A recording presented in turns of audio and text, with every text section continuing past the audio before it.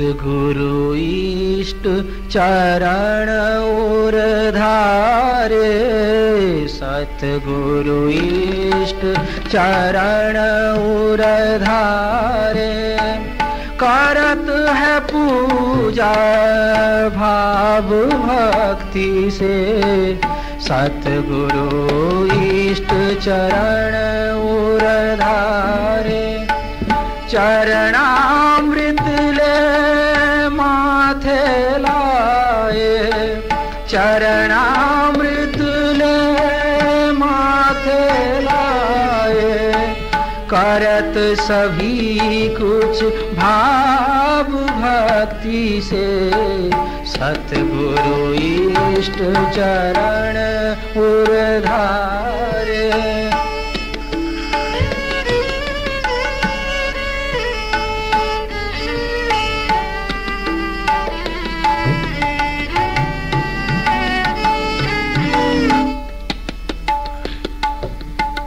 सारा जग चरणन ही देखे, अंतर बाहर चरण समाये,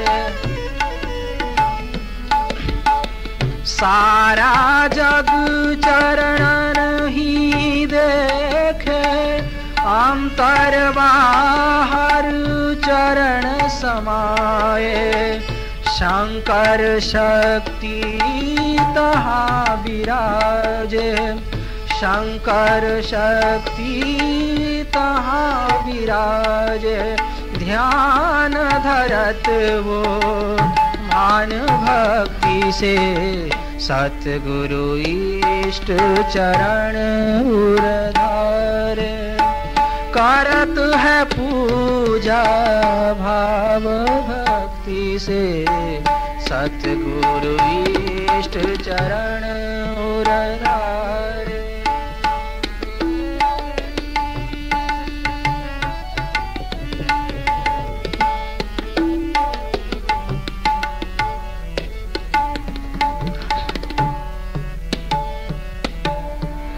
चरण सिंहासन हृदय विराजे, चरण सिंहासन हृदय विराजे, अंतर ही पूजन भी होवत, अंतर ही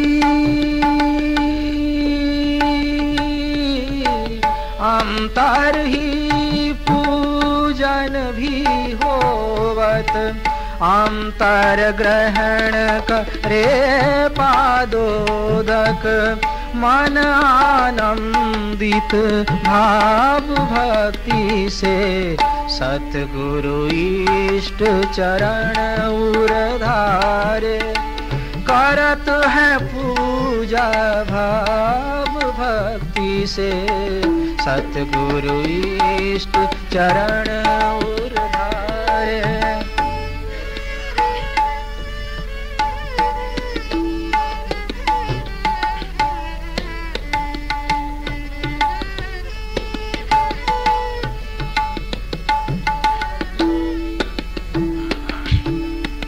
सेवन पाद साधना उत्तमा, सेवन पाद साधना उत्तमा, भाव ही मन में तारे जग से, भाव ही मन में तारे जग से, चरण बिना कछु देखत नहीं, चरण बिना कछु देखत नहीं, चरण हृदय रख भाव भक्ति से, सतगुरु इष्ट चरण और धारे, करत है पूजा भाव भक्ति से, सतगुरु इष्ट चरण और धारे।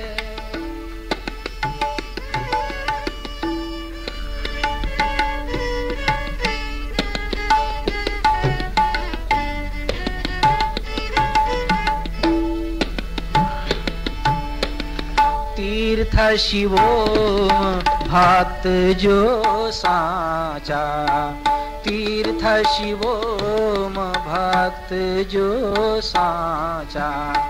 राखे माथा चरण नवाए, राखे माथा चरण नवाए, राखे माथा चरण नवाए। टूटे गर्भ होए प्रभु चरणी, टूटे गर्भ होए प्रभु चरणी। कटत ही जीवन भाव भक्ति से, सतगुरु इष्ट चरण उरधारे।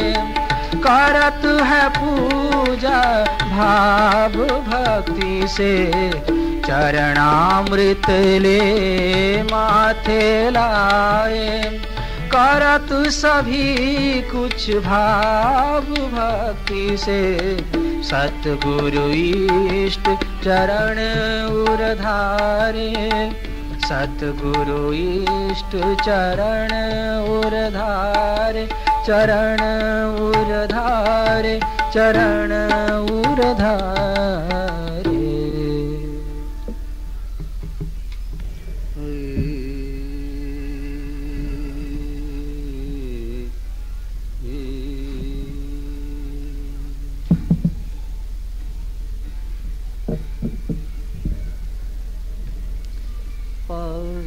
सो जो यापन परखे, पारख सो जो आपन परखे।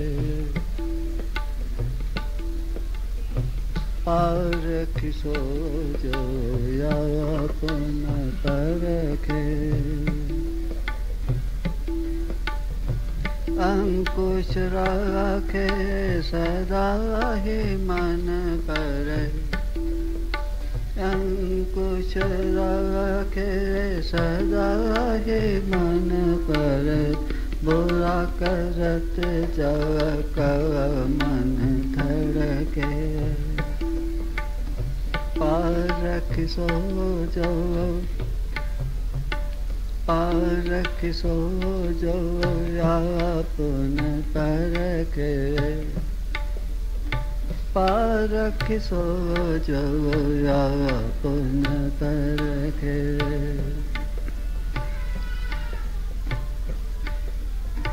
पारख सो जो आपन परखे। पारख सो जो आपन परखे। अंकुश राखे सदा ही मन पर, अंकुश राखे सदा ही मन पर। बुरा करत जाका मन धड़के, पारख सो जो आपन परखे। कारण रोग निवारण औषध, कारण रोग निवारण औषध। जो जानत सो वेद चतुर है, सो जानत जो वेद चतुर है।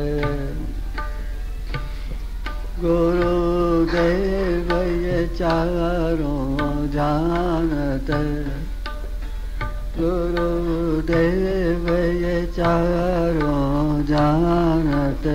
दूर करत भव रोग बेदर के, दूर करत भव रोग बेदर के। पारख सो जो पारख सो जो आपन परखे। आपन परखे, आपन परखे। पारखी सो जो अपन परखे। हम जगत को परखते हैं, जगत में अच्छा और बुरा का निर्णय करते हैं, निश्चय करते हैं, वस्तुओं को परखते हैं, सोने को, चांदी को, तांबे को, पीतल को परखते हैं, दूसरे लोगों को परखते हैं, इसमें ये अवगुण है, इसमें ये दोष है, इसमें ये गुण है, वो अच्छा है, वो बुरा है। किंतु गुरु नानक देव जी महाराज कहते हैं कि पारखी वो है जो अपने आप को परखे, जो अपने आप को देखे कि मेरे में क्या दोष हैं, मेरे में क्या बुराइयां हैं, मुझे क्या करना चाहिए जो नहीं करता, और क्या नहीं करता जो करना चाहिए। तो जो पारखी होता है, आत्मावलोकन करता है, वो अपने मन पर अंकुश रखता है, अपने मन को काबू में करके रखता है। थोड़ा सा भी मन इधर उधर होने लगता है तो उसके ऊपर झट अंकुश लगा देता है। जब कोई बुरी बात करने लगता है तो उसका मन धड़कता है, उसको अंदर से आवाज आती है, ये करना अनुचित है, अधर्म है, पाप है, इस काम को मत करो, इसमें तेरा कल्याण नहीं है। तो पारखी वो है जो जगत की परख नहीं करता, जगत की वस्तुओं की परख नहीं करता, जो अपनी परख करता है, अपने मन को देखता है, अपने मन को समझने की कोशिश करता है और अपने अंदर की बुराइयों को बहुत कृपा से दूर करने का प्रयत्न करता है। पारखे सो जो अपन परखे, पारखे सो जो अपन परखे। कारण रोग निवारण औषध। आयुर्वेद के अंदर जब कोई वैद्य के पास जाता है तो पहले वो देखता है कि इसके रोग का कारण क्या है, फिर इसका रोग क्या है, फिर इसके निवारण का उपाय क्या है, और उस निवारण के लिए इसको कौन सी औषधि की आवश्यकता है।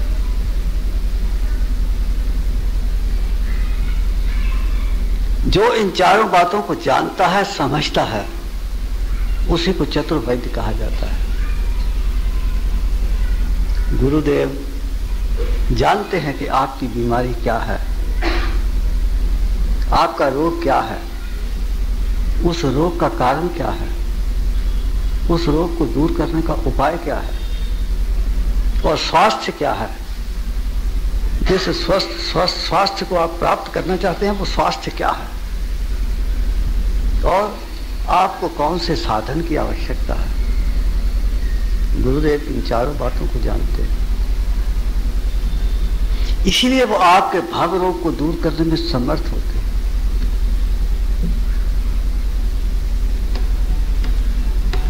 पारखे सो जो अपन परखे, पारखे सो जो अपन परखे। अंकुश राखे सदा ही मन पर, अंकुश राखे सदा ही मन पर।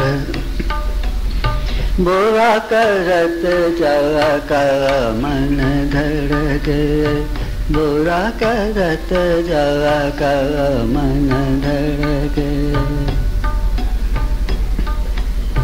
राही जान करत ना झगड़ा, राही जान करत ना झगड़ा। नाशी मांगत कुछ भी तुमसे, नाही मांगत कुछ भी तुमसे, ना स्वार्थ ना लोभ ही कोई, ना स्वार्थ ना लोभ ही कोई, करते कृपा तुम पर बेधड़के, करते कृपा करते कृपा तुम पर बेधड़के। अब गुरु महाराज के गुण बतलाते हैं।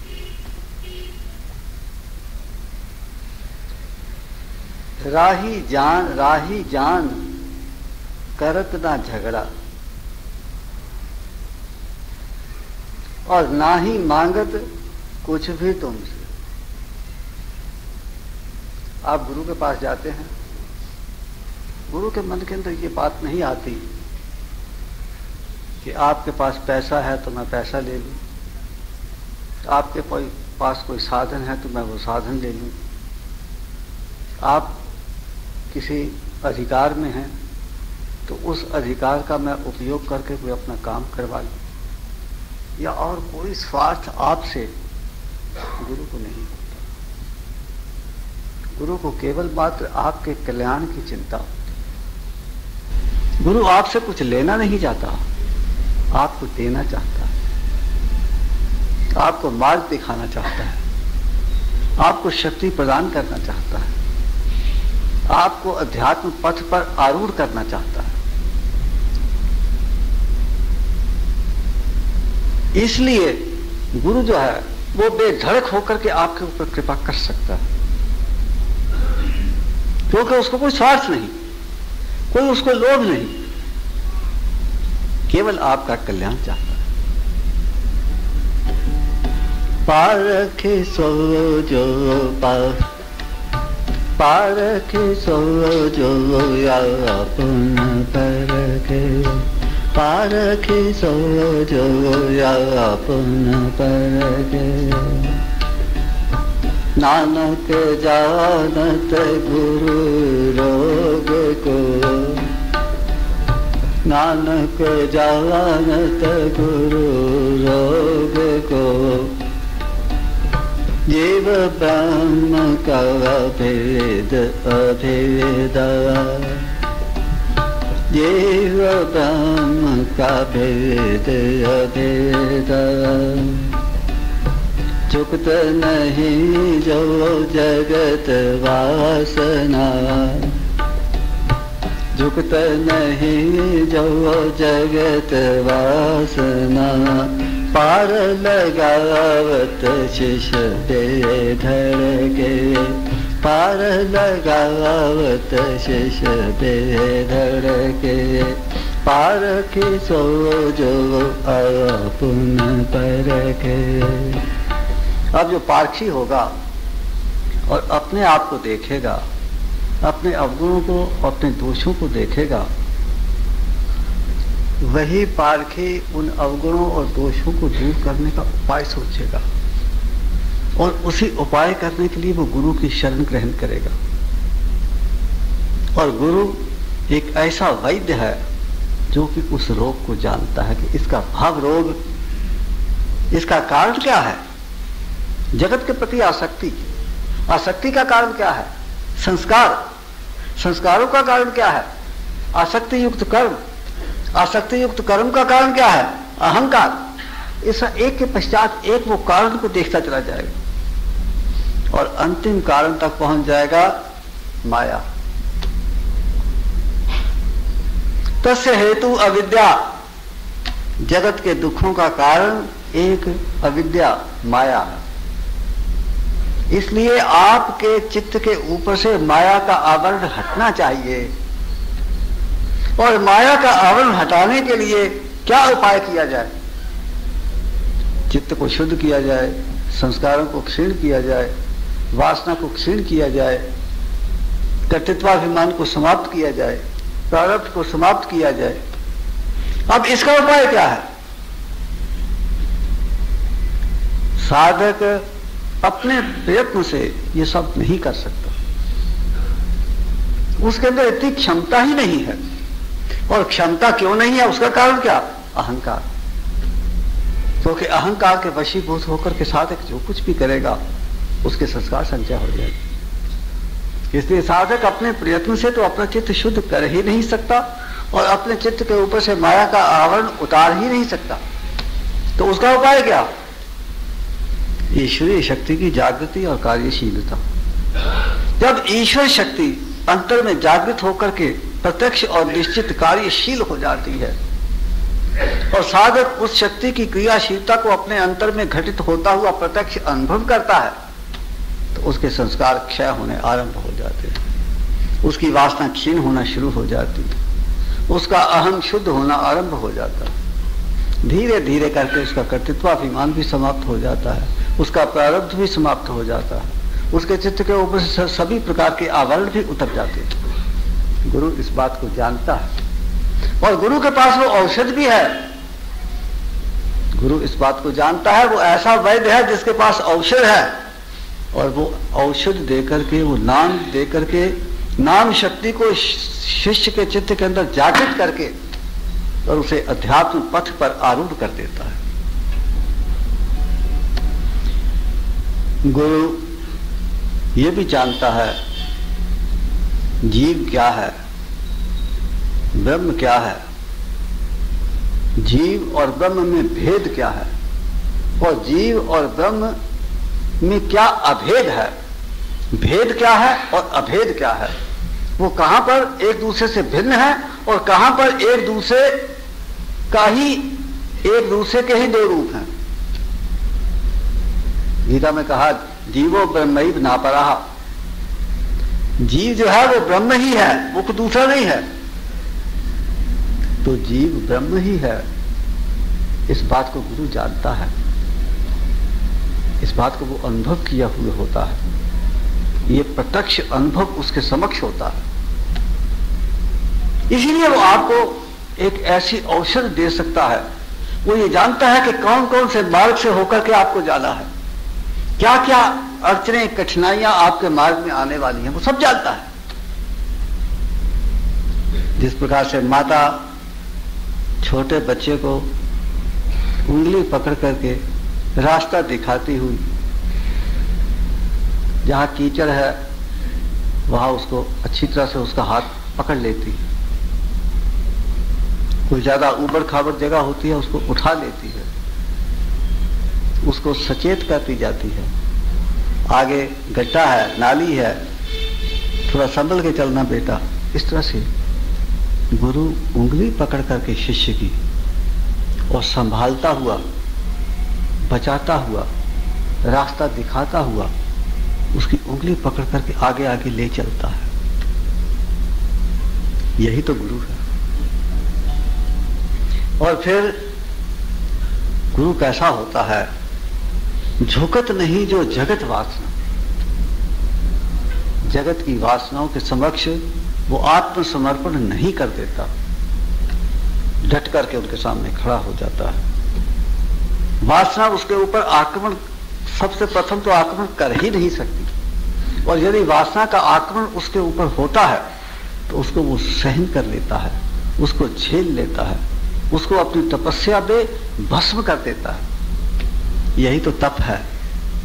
तप यही है कि जो विषयों के आक्रमण आपके मन के ऊपर होते हैं उनको अपने मन से सहन करना। लोभ कई प्रकार का आपके सामने आता है, कई प्रकार से आपका मन विकार ग्रसित हो जाता है, कई प्रकार से आपका मन किसी विशेष विषय की ओर आकर्षित हो जाता है। उन सभी आकर्षणों से अपने मन को संभालना, इससे मन जलता है, मन तपता है और उस तपश के अंदर चित्त में संचित संस्कार भस्म होते जाते हैं। जब शक्ति की जागृति होती है और अंतर में योग अग्नि प्रज्वलित हो जाती है तो फिर ये तपस्या के अवसर अधिक प्राप्त होते हैं, क्योंकि फिर संस्कार अधिक शीघ्रता से उदय होते हैं उदार होते हैं और आपके मन के ऊपर आक्रमण करते हैं, आपके मन को आंदोलित करते हैं, आपके मन के अंदर वृत्तियां उत्पन्न कर देते हैं, और उन वृत्तियों को और आंदोलनों को सहन करना और उनके प्रति आत्मसमर्पण नहीं कर देना, यही तप है। तीर्थ शिवोम करत जो द्वेषा,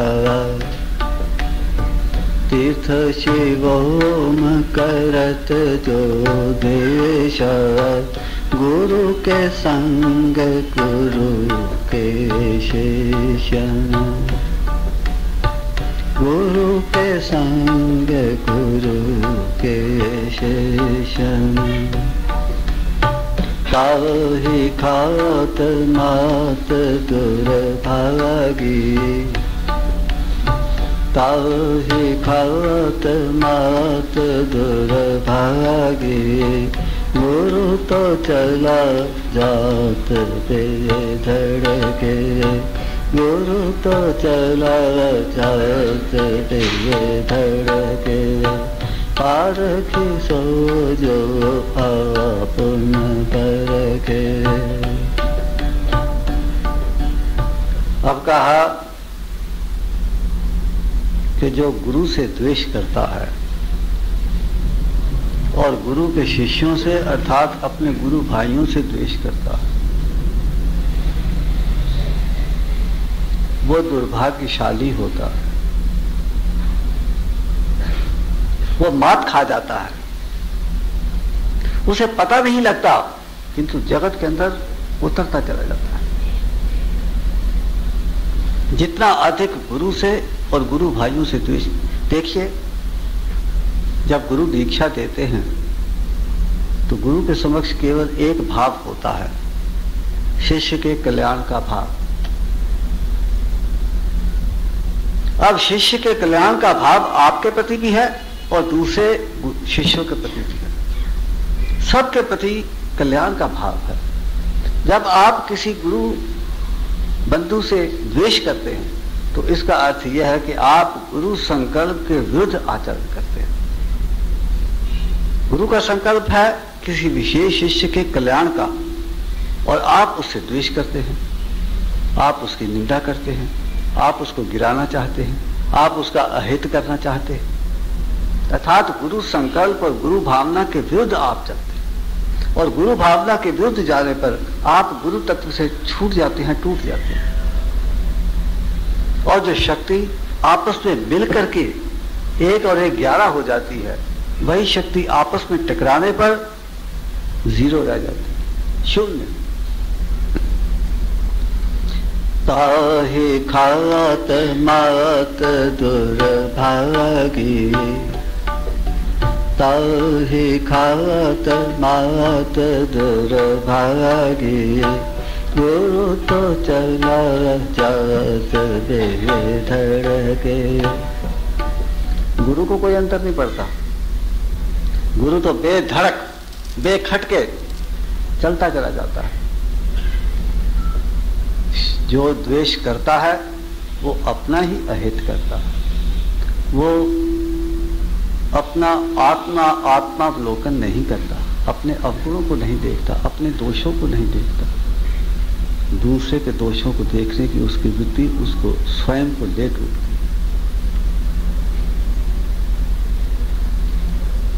ये तो एक भजन वैसे ही मेरे सामने आ गया तो मैंने इसके ऊपर कह दिया कुछ।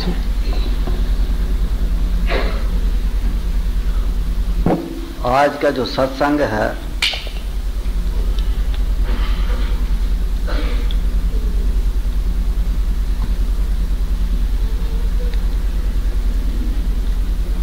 आजकल जो सत्संग चल रहा है वो है नवता भक्ति का। इसके अंदर स्मरण, कीर्तन और श्रवण, श्रवण, कीर्तन और स्मरण, ये 3 बातें हो चुकी हैं। चौथा है पाद सेवन। पाद सेवन के ऊपर आज थोड़ी सी चर्चा करेंगे जितना समय होगा। सदगुरु इष्ट चरण उरधारे, करत है पूजा भाव भक्ति से। पंकज भाई पहले आपको ये भजन सुना चुका है अभी अभी। मैं अब इसके ऊपर थोड़े से विचार रखता हूं। सदगुरु इष्ट चरण उरधारे, करत है पूजा भाव भक्ति से। चरणामृत ले माथे लाए, करत सभी कुछ भाव भक्ति से। सदगुरु और इष्ट, एक तो यह कि आपके राम कृष्ण हनुमान जी कुछ भी आपके इष्ट हैं, भगवान किसी रूप में, भगवान का कोई स्वरूप आप इष्ट के रूप में अपने समक्ष रखते हैं। वैसे तो भगवान का स्वरूप क्या है वो भगवान जाने। हम भगवान का स्वरूप निश्चित करने वाले कौन? किंतु फिर भी हम भगवान का रूप निश्चित करके और उसकी उपासना करते हैं। हमको पता नहीं भगवान का स्वरूप क्या है, किंतु फिर भी हम भगवान का रूप निश्चित करते हैं और उसकी उपासना करते हैं। तो साधक का जैसा भाव होता है, जैसे उसकी चित्त भूमिका होती है, जैसी उसकी श्रद्धा होती है, उसके अनुसार वो कोई सा स्वरूप अपने समक्ष रख लेता है। राम कृष्ण हनुमान भगवती दत्त कोई सा भी स्वरूप अपने सामने रख लेता है। और या फिर सदगुरुदेव अपने गुरु में भगवान की कल्पना करके या गुरु के अंदर भगवत शक्ति का अनुभव करके उसकी पूजा करता है, उसकी उपासना करता है। सदगुरु इष्ट चरण उरधारे, सदगुरु के या इष्ट के चरणों को अपने हृदय के अंदर धारण करता है। सदगुरु इष्ट चरण उरधारे, करत है पूजा भाव भक्ति से।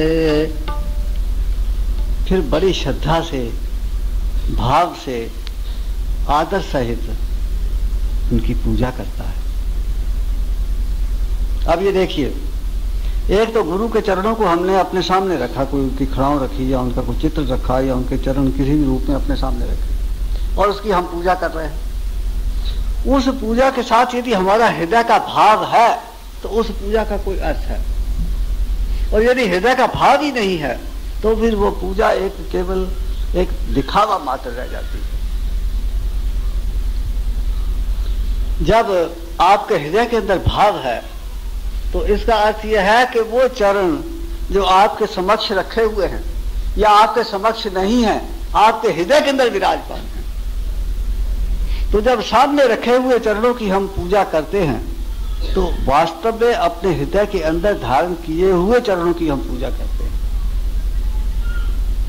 सदगुरु इष्ट चरण उरधारे, हृदय के अंदर धारण करता है और हृदय में धारण करके फिर करत है पूजा भाव भक्ति से।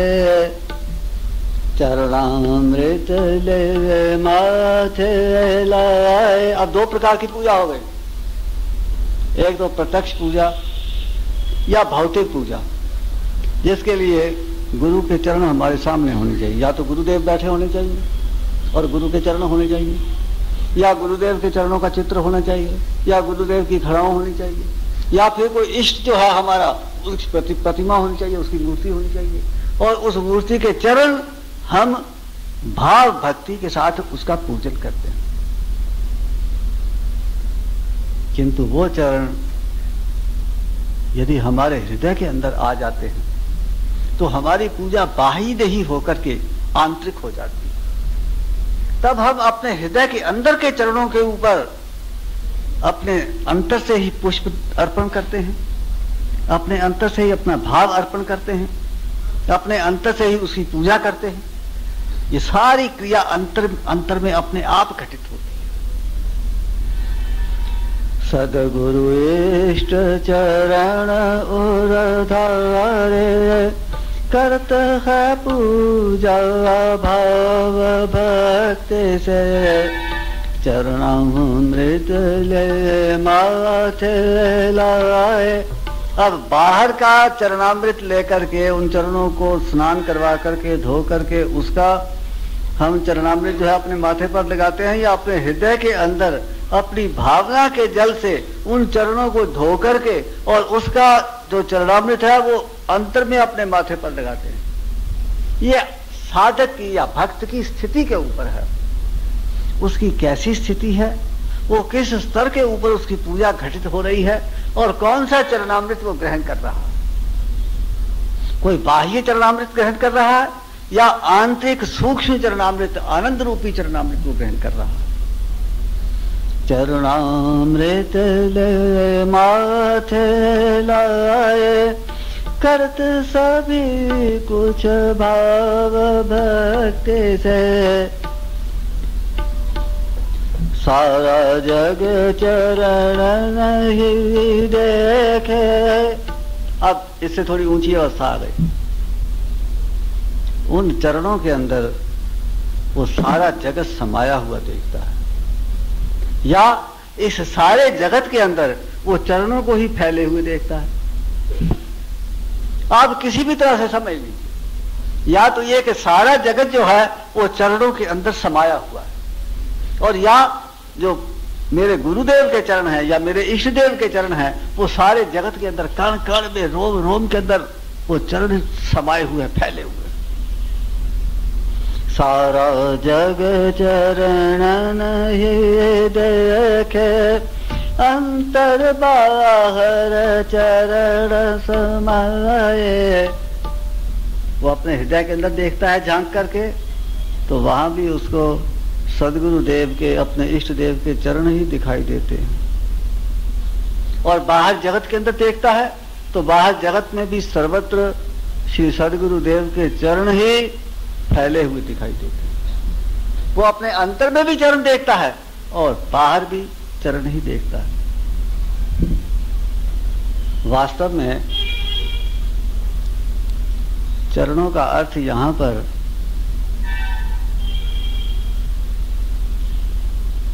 शक्ति से है। चरण साधारण पांव नहीं है जिनको आपने पकड़ कर माथे से लगा लिया, जिनको धो करके उनका चरणामृत ले लिया। ये जो चरण हैं भगवान के चरण या सदगुरु देव के चरण, ये उनकी शक्ति है, जो शक्ति सारे जगत के अंदर भी व्याप्त है और आपके हृदय में भी जागृत होकर के कार्यशील है। वही शक्ति हृदय के अंदर भी और वही शक्ति बाहर जगत के अंदर भी। एक ही शक्ति है, अंदर और बाहर कोई दो शक्तियां नहीं है। तो एक ही शक्ति को अपने अंतर में, प्रत्येक जीव के अंतर में और बाहर जगत में प्रत्येक कण कण के अंदर उसी शक्ति को देखना है।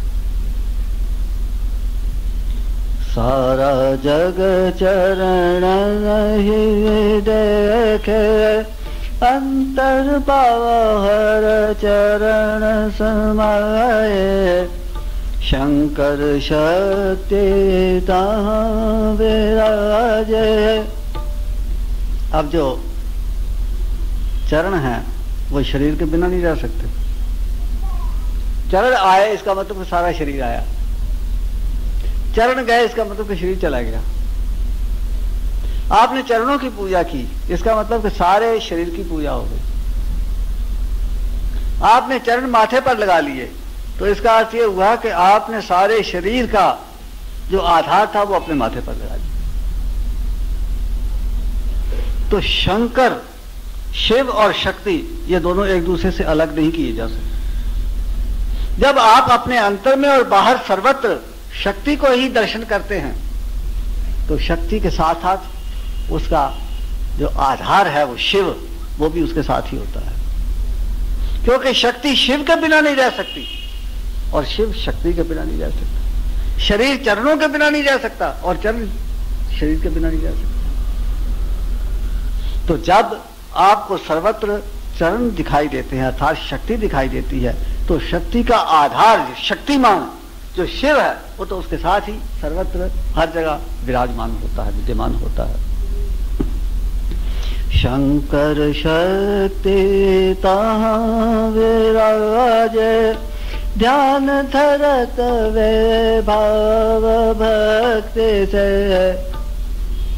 उनका ध्यान करता है, उनका स्मरण करता है, उनके प्रति समर्पण करता है, उनके प्रति उसके हृदय में श्रद्धा भावना पैदा होती है, उसके प्रति उनके हृदय उसके चित्त के अंदर प्रेम पैदा हो जाता है। ये पाद सेवन है। ये जो क्रम चल रहा है, जो श्रवण से आरंभ हुआ और फिर कीर्तन और फिर स्मरण, इस ये जो क्रम चल रहा है, हर समय आपका ध्यान बना रहे, स्मरण बना रहे। आपका स्मरण तब तक नहीं बना रह सकता जब तक जिसका आप स्मरण कर रहे हैं वो आपके सामने नहीं। और यदि वो कभी आपकी दृष्टि से ओझल हो भी जाए तो भी आपका स्मरण नहीं टूटना चाहिए, उसका ध्यान बना रहना चाहिए। किंतु वो ध्यान विरहा का ध्यान होगा, और जो समक्ष इष्ट देव के उपस्थित होने पर जो ध्यान होगा वो मिलन का ध्यान होगा।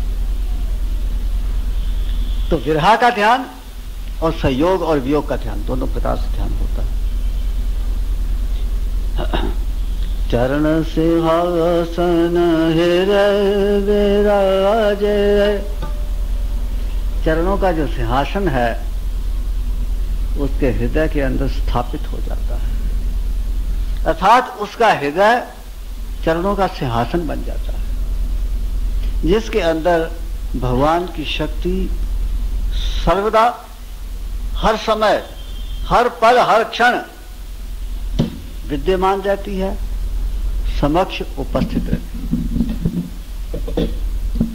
चरण सिंहासन हृदय विराजे, अंतर ही पूजन भी होवत। जब हृदय में चरण स्थापित हो जाते हैं तो फिर बाहर पूजन करने की क्या आवश्यकता है। तो बाहर पूजन करने की आवश्यकता उसको है जिसके हृदय में चरण स्थापित नहीं है, जिसके हृदय में भगवान प्रत्यक्ष उपस्थित नहीं, जिसको भगवत शक्ति की अपने हृदय के अंदर अनुभूति नहीं है, उसको प्रतिमा स्थापित करके उसके चरणों की पूजा करने की आवश्यकता होती है। तो हम ये नहीं कहते कि प्रतिमा की पूजा करना निरर्थक है, ये हम नहीं कहते। हम तो ये कह रहे हैं कि प्रतिमा के चरणों की पूजा करना किसके लिए योग्य है? जिसको अपने हृदय में भगवत शक्ति की प्रत्यक्ष अनुभूति नहीं है, जिसका भाव अंतर्मुखी नहीं है, जिसका आंतरिक पूजन आरंभ अभी नहीं हुआ है, उसको बाह्य पूजन की आवश्यकता है। किंतु जब उसके अंतर में चरण स्थापित हो जाते हैं, जब उसका हृदय चरणों का सिंहासन बन जाता है, उसे शक्ति की प्रत्यक्ष अंतर में अनुभूति होने लगती है, तब फिर बाह्य उपासना अपने आप ही छूट जाती है। बाह्य उपासना छोड़ने की आवश्यकता नहीं, धीरे धीरे करके अपने आप ही छूटती चली जाएगी।